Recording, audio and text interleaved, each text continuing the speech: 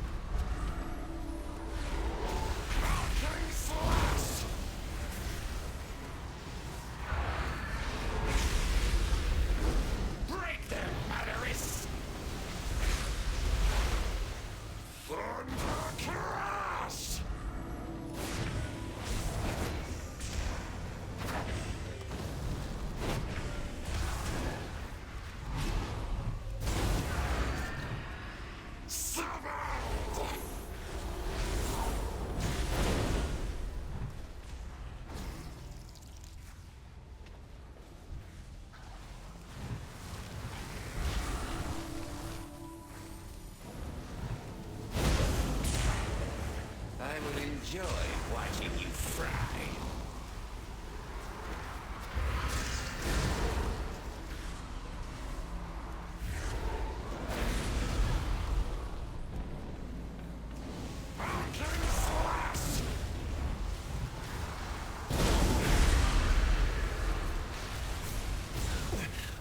what?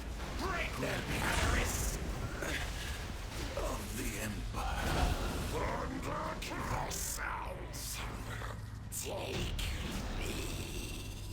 Now for the first boss, I have to display both individual boss damage reports, because as I mentioned, there are still a few issues present with Warcraft logs. Chaos Bolt was our largest contributor, followed by Immolate and then Conflagrate. However, then if you look, you'll see Grimoire of Sacrifice in 4th by a good bit for the first displayed boss. However, it's a bit farther down for the second boss, even with taking pretty similar damage overall. I'm not sure how Grimoire of Sacrifice is functioning yet fully with Havoc, but it could be that if it procs while Havoc is up, its damage is dealt to your main target, not both, which would make the most sense to me.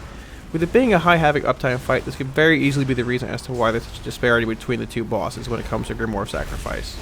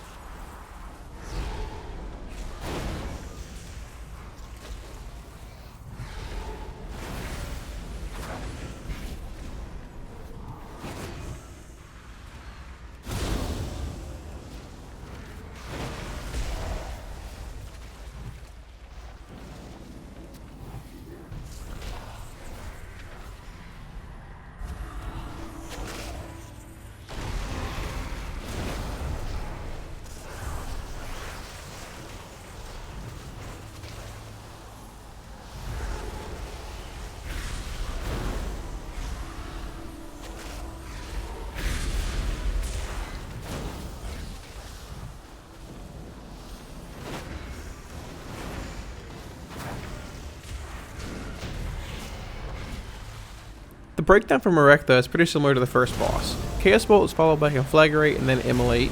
Sadly, I was stunned once by his Blinding Sand ability and also once or twice to the Knot of Snakes ability. Now, if I were not, I think Immolate would have had a larger damage impact, both due to Cataclysm when the ads are present and due to the fact that it fell a few times from our main target. On higher difficulties, having the Knot of Snakes ability line up with our Havoc CD is going to be nice when it also lives for more than a few seconds. It seems like it will be a pretty demanding and hectic fight on Tyrannical Keys, so I'm pretty interested and also excited to see how this feels.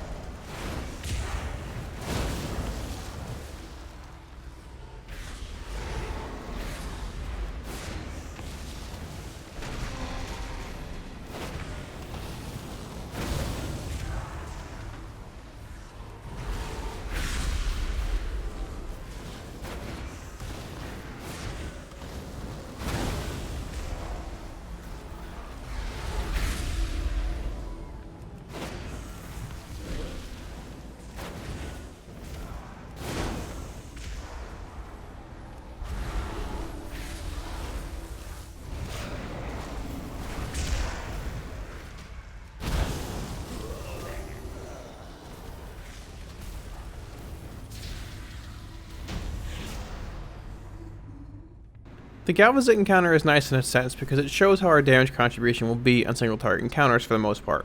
Chaos Bolt is our highest damage source by a large margin like normal, followed by Incinerate, Conflagrate, Channel Demon Fire, Grimoire Sacrifice, and then finally Immolate. If you look closely, you'll also see Cataclysm as a source of damage, even though it's a single target encounter. It is still worth casting single target as it deals roughly 8,000 or so damage on resolution and applies a full Immolate while only having roughly a third of a second longer cast time than just applying an Immolate. There are times where its CD will not line up perfectly with your current Immolate, so you might have to either delay its cast or clip your current Immolate pandemic window by a second or two. I have still missed applying it on single target encounters by force of habit a few times, but it's definitely something you should be doing.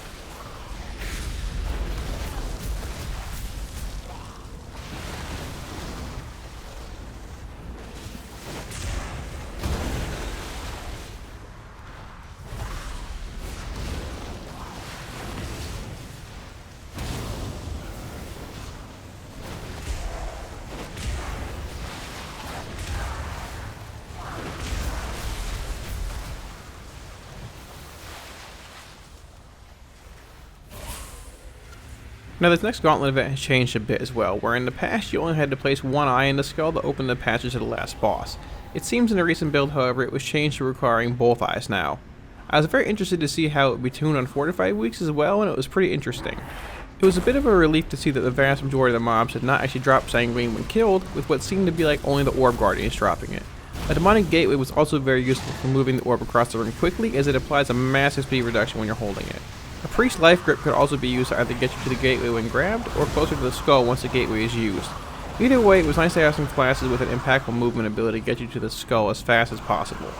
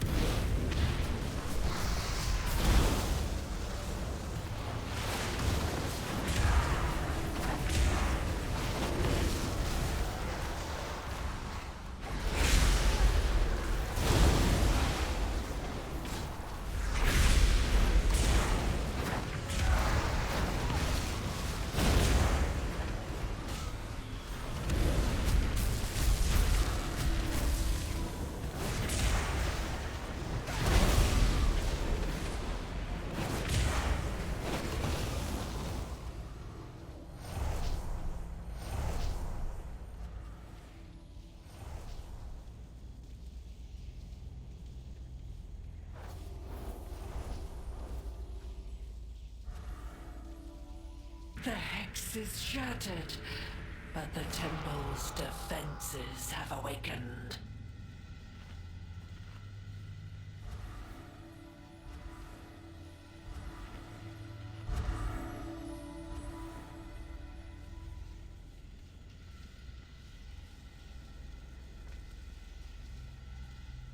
The hex is shattered, but the temple's defenses have awakened.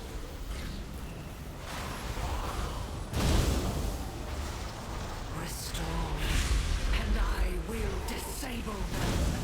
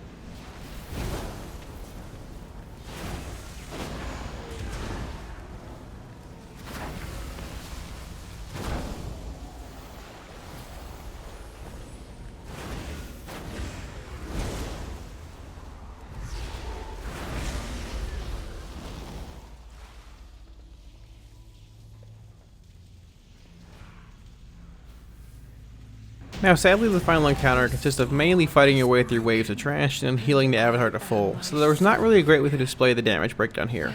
With that being said, it seems to be a great Havoc fight, as getting the Hoodoo Hexers down quickly is very important in addition to handling the adds that spawn correctly. In the end, however, it's an interesting and different encounter than we're used to seeing, so it's a nice change. I'm interested to see how it will be approached on tyrannical weeks as well, and I think some pretty degenerate strategies may quickly evolve when it comes to the fight. The overall damage of the run has us in first, followed closely by the other Destruction Warlock, who is running Roaring Blaze, and then the Brewmaster Monk. The Elemental Shaman was in fourth, but I think a good bit of that has to do with the current state of tank damage on beta, and how some tanks are doing a good bit of damage, while some other tanks, like Vengeance Demon Hunters, are doing insane amounts of damage and beating the entire group overall in damage. It is worth mentioning that his overall item level was about 10 levels below myself, and about 12 to 14 below the other Warlock in the tank as well. The overall damage breakdown shows Chaos Bolt as our main damage source, followed by Immolate, Conflagrate, and then Channel Demon Fire. Grimoire of Sacrifice provided roughly 8% of our overall damage, and Cataclysm was about 6.5. One thing to keep in mind as well is that Cataclysm's usage is one of the main reasons as to why Immolate's damage contribution is so high. Being able to apply Immolate to packs of 4 to 5 all at once on pull is very strong, and it generates a good bit of shards to reach that large Havoc window.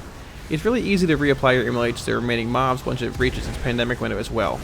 I really like Cataclysm over the last few weeks of testing, and I hope that it continues to be a solid choice overall. I was also pretty impressed with Grimoire Sacrifice, and think I'll continue to test with it over the course of the next few runs. Having barely any pet management to deal with, in addition to it now bringing the Sacrifice Pet's Command Demon ability again, makes it feel very strong. It's nice having an interrupt back again that's not tied to your pet being in melee range, or having some other issue with it when it's needed. It's also pretty nice that it makes target swapping with an add aside even easier, as it effectively makes your pet's damage swap targets the second you do, without having to recast the spell it was casting or run over to a new target. Overall, I thought this was a pretty good run, even though we did not really beat the timer. We got to see a lot of the boss mechanics and a lot of the new trash abilities that are present throughout Temple of Sethraliss.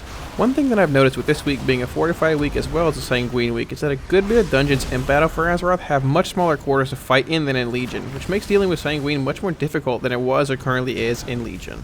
I have to admit though that I'd not really mind it, and I think it's going to come down to placement and then cutting the mobs in a much more precise way, which makes the affix more threatening in a sense. Hopefully on this week's build, the issues both with Affliction and Demonology will be addressed as well, and then we can start to run some Mythic Pluses with other specs and get a feel for how they play as well.